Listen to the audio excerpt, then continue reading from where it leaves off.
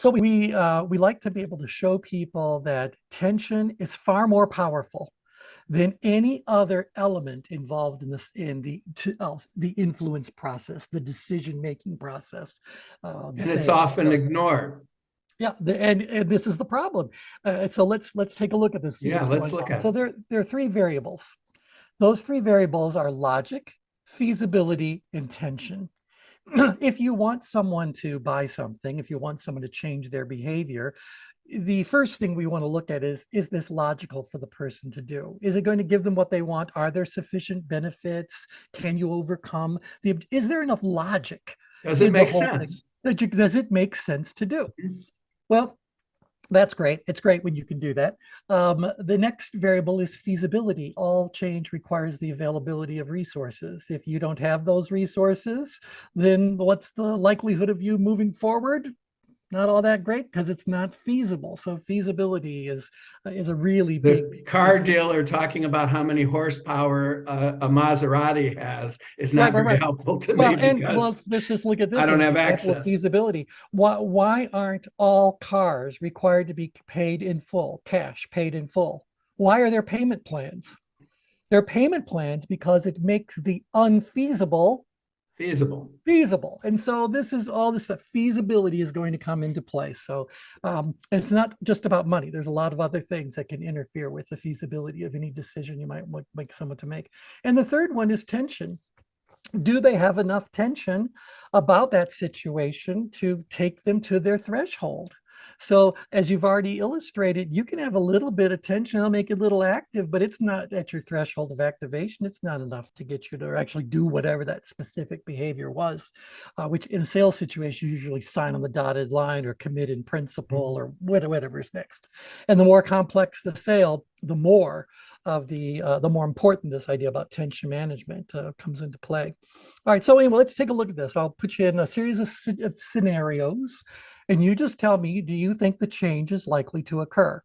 And so let's look at the first scenario. The first scenario is the person you're trying to influence says to you, yes, what you're advocating is completely and totally logical. You'll get no argument from me. Yes, it makes sense. I should have done this long ago. Every word they're saying, everything they're doing, they're going like, yep, I agree, I agree, I agree, I agree, I agree. When it comes to feasibility, they have all the resources they need. They've got the time, the authority, the money, the whatever the resources that are necessary happen to be. They have them, and they know they have them. And then the third variable is about tension. Are they at that threshold of activation? Do they have sufficient tension to get them to move forward? And we'll say for this first scenario, lo and behold, the tension is there. They're at that threshold of activation. In fact, they might have approached you looking for your advice, looking for your guidance, looking for your solution in a sales kind of a situation. What do you think the chances are? What's going We to get happen? a yes. We're going to get a yes. We're going to get a yes. This is the perfect scenario. How often do people encounter the perfect scenario? Not often enough to end up rendering sales professionals unnecessary. Not frequently enough that we don't have to be able to explain why we want to do what we want to do to the family for whatever. It's just this just plain doesn't happen frequently enough. I always Nevertheless, tell people if you know you have a fire and you know that T has a fire hydrant, fire extinguisher, yeah, it's a no brainer, but you don't get paid very much for selling fire hydrants to people who know they have a fire.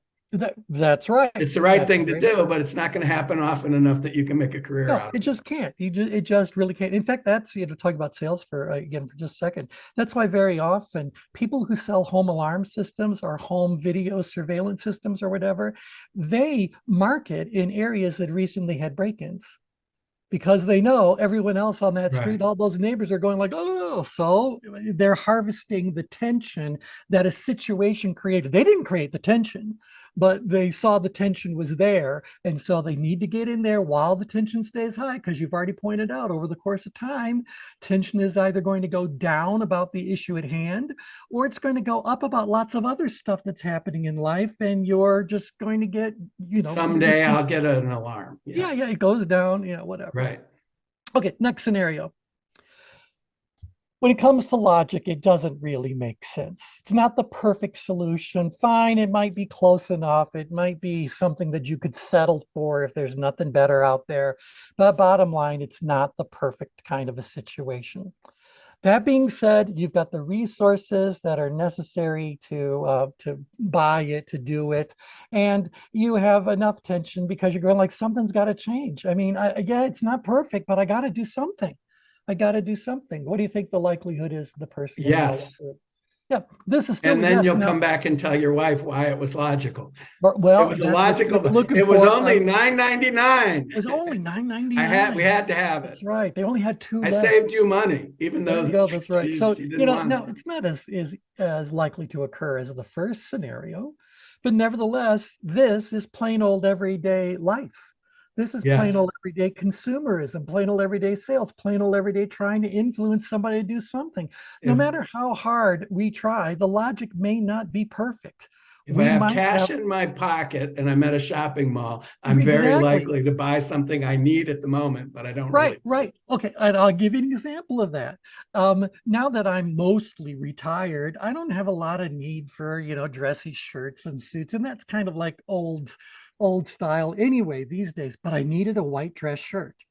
Well, I'm going into the mall and realizing that the mall businesses in general are becoming, what do I say, less and less preferred as the way of buying Right. things.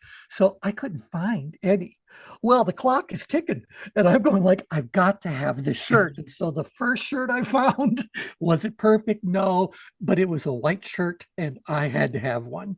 And so there you go. So this Yeah. is plain. Rarely do we find the perfect solution. So this is normal, everyday life. Okay, next scenario. There's no problem at all as far as logic is concerned. Whoever you're trying to influence is in complete agreement with everything that you're saying and all the reasons why you're saying it. But they don't have the resources. So they're going like, yeah, it's all great, but don't really have the time, don't have the money, don't have the authority, don't have the person power, don't have the whatever. So there's some issue going on with feasibility. That being said, they still know they need to do something. They've got to do it. They've got to do it now. So yeah, it makes great sense, but it's just not feasible. But we have to have this.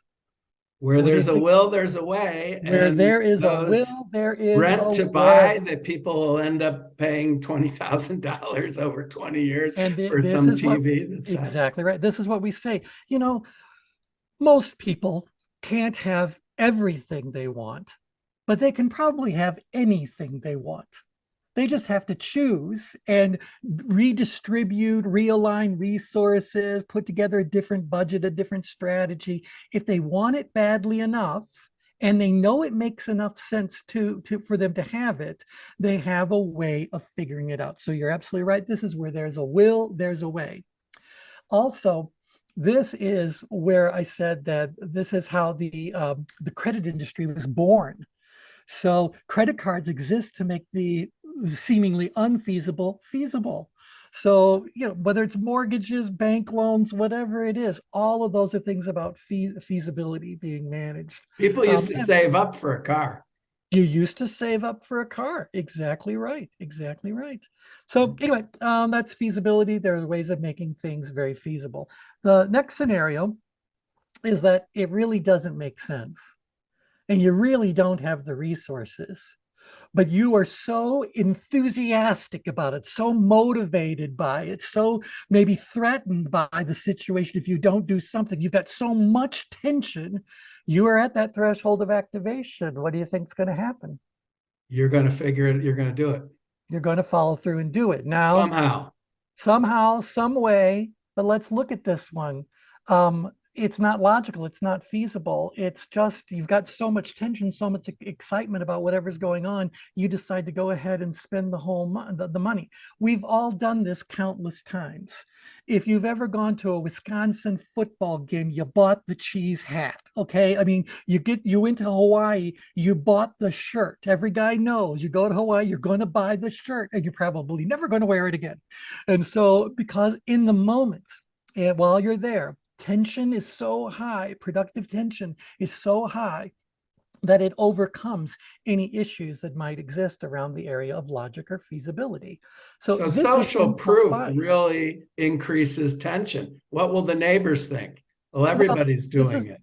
this is exactly right. So how many times do people spend money on things that really don't make sense for them to buy and really didn't fit into the budget, wasn't the best use of their resources? Nevertheless, they loved it. And so they bought it. So that's why I said, how often, or I say, how often have you come home from the mall and said to your spouse, I know I shouldn't have bought it. I know we didn't have the money to be wasting on all that, but I just love it. I just love it. That's Yeah. all. This is impulse buying, impulse buying. So um, now, again, these are in an order for a reason. That is certainly less likely to give us a yes than the one before it, and the one before it, and the one before it. So, but nevertheless, there's a lot of money being spent every day. There's a lot of people being influenced to do a lot of things every single day that really don't make sense and really weren't feasible. This even happens in a leadership position.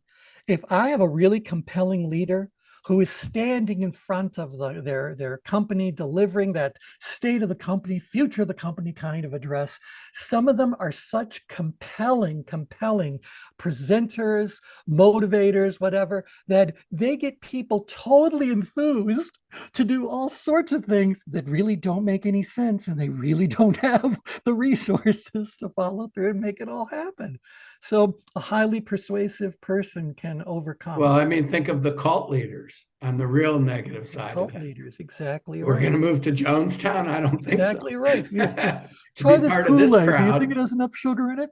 Yeah. So, so obviously these are all effective ways of creating a yes outcome. But look at this one. Let's say that the person you're trying to influence says, it makes complete and total sense. No argument from me whatsoever. I agree. Feasibility wise, I've got all the resources that I need, and that's not an issue. I can do whatever I want. But you know what? Right now is just not the time.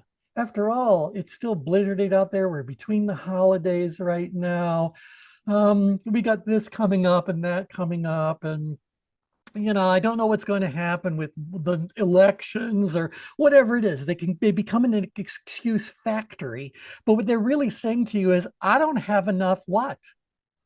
I don't have enough tension Tension. to Yeah. follow through and do anything And they about this. don't articulate it that way, but that's exactly That's right. what and so when you're getting a lot of pushback, when you're getting a lot of if someone throws an objection your way and it disappears as quickly as it occurred, was it even the objection? It's just they're just trying to politely say, I don't want to do what you're telling me I should be doing. So, move on, please, move on.